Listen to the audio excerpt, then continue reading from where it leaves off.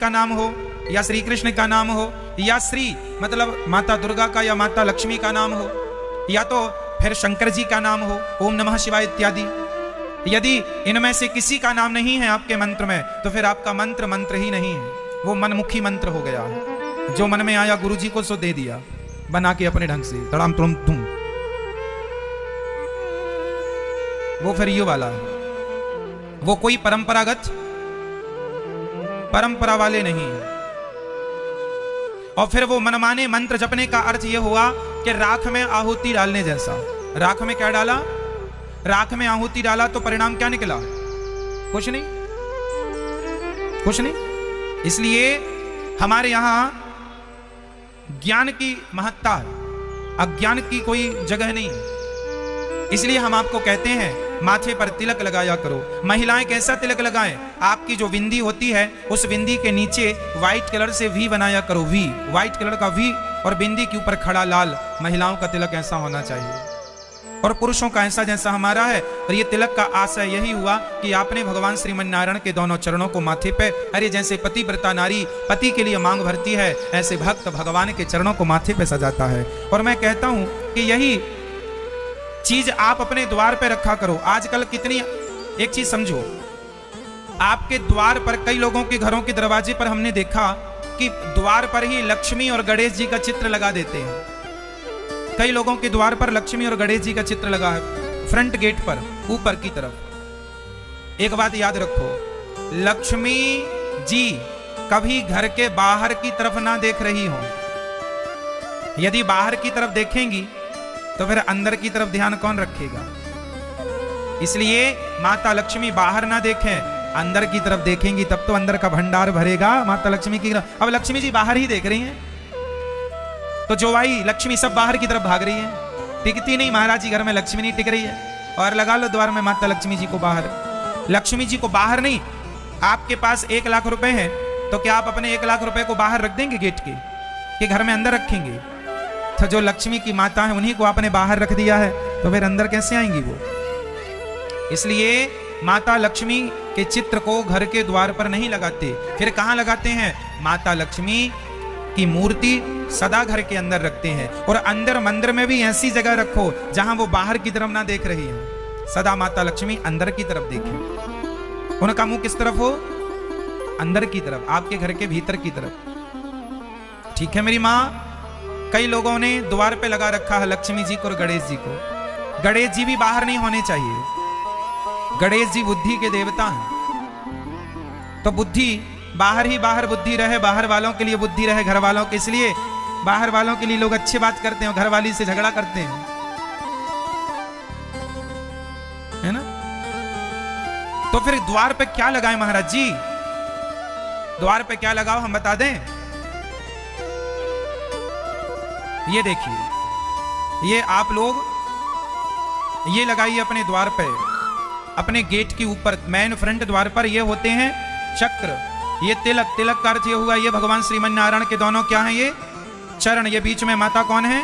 लक्ष्मी। तो जब आपके द्वार में भगवान के चरण अंकित होंगे तो जहां भगवान के पांव होते हैं ना, वहां कभी नेगेटिविटी प्रवेश नहीं करती, नकारात्मकता प्रवेश नहीं करती।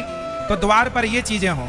ये चक्र, जैसे चक्र ने, भगवान के चक्र ने सभी दुष्टों का दमन किया, उसी प्रकार आपके घर के भी नकारात्मकता को, घर में कभी कोई बुरी चीज को ये चक्र घुसने नहीं देंगे। और ये शंख होना चाहिए आपके द्वार पर। द्वार पर क्या होना चाहिए? शंख। शंख, जब भगवान श्री कृष्ण के शंख का नाम है पांचजन्य। भगवान श्री कृष्ण के शंख का नाम क्या है? पांचजन्य शंख। ये वही शंख है जो भगवान सदा अपने हाथ में धारण करते हैं। तो जब शंख आपके द्वार पर होगा तो शंख तब बजता है जब विजय हो जाती है, तब विजय का उद्घोष आपके द्वार पर लगा होगा, तो आपके घर में आपकी सदा विजय ही होगी। इसलिए द्वार पर ये चीजें होनी चाहिए। गणेश जी घर के अंदर हो, माता लक्ष्मी घर के अंदर हो, ठीक है? ये चीजें घर के बाहर नहीं। घर के बाहर ये हो द्वार पर, और ये अंदर भी हो। आपके छोटा सा ये स्टील का, पीतल का बन जाएगा, यहाँ स्टिकर मिल जाएंगे आपको शंख चक्र के। तो आप ये चीजें अपने घर पे जरूर बनवा के लगवाइएगा द्वार पर। और घर के ऊपर क्या लगवाएंगे? झंडा। बजा।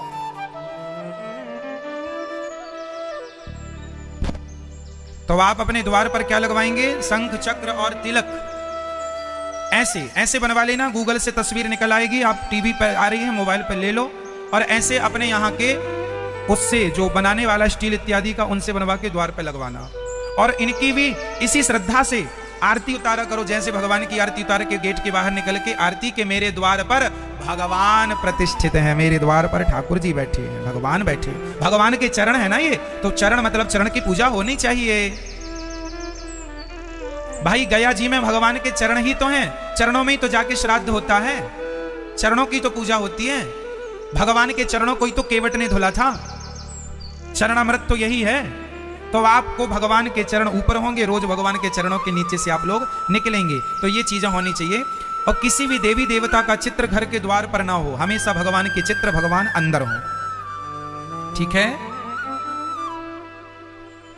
और घर के ऊपर क्या होना चाहिए? कई लोग ना जूता लटका देते हैं, 1 करोड़ रुपया का घर बनवाया और फटा जूता लटका दिया। अब आप लोग मैया बढ़िया 10,000 की साड़ी पहनो, घर बनवाया और जूता लटका लिया, बोले क्यों, नजर न लगे घर को। वाह रे पगले,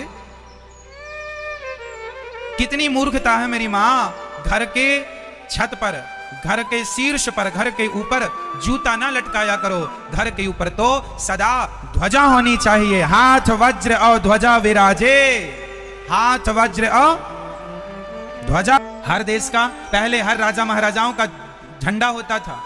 हमारे यहाँ आप जिस झंडे पर हनुमान जी बने हो, सदा वो झंडा अपने घर पे रखना, क्योंकि अर्जुन ने जब महाभारत लड़ा तो अर्जुन के रथ पर जो झंडा था, उस झंडे पे हनुमान जी बने थे। और वो हनुमान जी केवल झंडे पर ऐसा नहीं, साक्षात हनुमान जी हमारे घर की रक्षा कर रहे हैं, इस भाव से हनुमान जी को छत के ऊपर रखा करो। ऊपर किसका स्थान? श्री हनुमान जी का, ठीक है। तो आपके घर पे जो झंडा होगा उसमें हमेशा हनुमान जी बने हो। यदि आप माता जी के उपासक हैं तो दुर्गा माता बनी हो, वो भी चलेगा। पीला झंडा लगाना है पीला, लाल लगाना है लाल, सफेद लगाना है सफेद, पर झंडा आपके ध्वजा घर पर हो, हनुमान जी बने हो झंडे पर, सबसे उत्तम हम ये सलाह देंगे आपको, ठीक है। तो ऊपर से हमारे घर की रक्षा कौन करेगा? बोलना, ऊपर से हमारे घर की रक्षा कौन करेगा? श्री हनुमान जी। द्वार पर रक्षा कौन करेगा? भगवान का चक्र और भगवान के चरण। और घर के अंदर कौन रक्षा करेगा? माता लक्ष्मी, सदा अन्नपूर्णा से लक्ष्मी रक्षा करेंगी। और भगवान श्रीमन नारायण आपके घर में आपकी बुद्धि की, आपके विवेक की, आपके अच्छे विचारों की रक्षा भगवान करेंगे। आपके परिवार की, आपके बच्चों की रक्षा, सबके रक्षक। तुम रक्षक, बोलो तुम रक्षक, काहू को डरना। क्यों जी, यही तो गाते हैं ना हम लोग, तुम रक्षक, तुम रक्षक। कौन रक्षक? कौन रक्षक? तुम रक्षक, अर्थात श्री हनुमान जी। हनुमान जी ध्वजा पर ऊपर होंगे तो तुम रक्षक। लेकिन अज्ञानवश हम लोग जूता लटकाते हैं। समझ आ रही है ना आपको? देखो, ये जो ज्ञान है, ये ज्ञान संप्रदाय का यही लाभ है। जब संप्रदाय से आप जुड़ते हैं तो संप्रदाय का ज्ञान प्राप्त होता है, बोध होता है। तो ये ज्ञान है जो कि सबके पास होना अति आवश्यक है, हर हिंदू के पास होना चाहिए। आपका जो बैठक हॉल है, जहां आप लोग बैठते हैं, ज्यादा से ज्यादा समय गुजारते हैं, वहां एक भगवान जी की बढ़िया सी तस्वीर होनी चाहिए, है ना। आप जिनसे भी प्यार करते हैं, आप जगन्नाथ जी से प्यार करते हैं तो जगन्नाथ जी को बिठाओ, बिहारी जी से प्यार करते हैं, देखो भगवान सब वही है, जगन्नाथ जी, बिहारी जी, रंगनाथ जी, श्रीनाथ जी एक ही है, पर सबका अपना अपना ध्यान अलग होता है कि भाई हमें ये ज्यादा प्रिय है। कोई विट्ठलनाथ जी को ज्यादा प्रिय लगता है, कोई विट्ठलनाथ जी की ज्यादा, कोई बिहारी जी की, कोई जगन्नाथ जी की, कोई द्वारिका। भाई तुम्हें जो पसंद आए वो सब वही है, इनमें कोई भेदभाव। बताओ जगन्नाथ जी और द्वारिकानाथ जी, इनमें बड़े कौन? बेटा आप बताओ।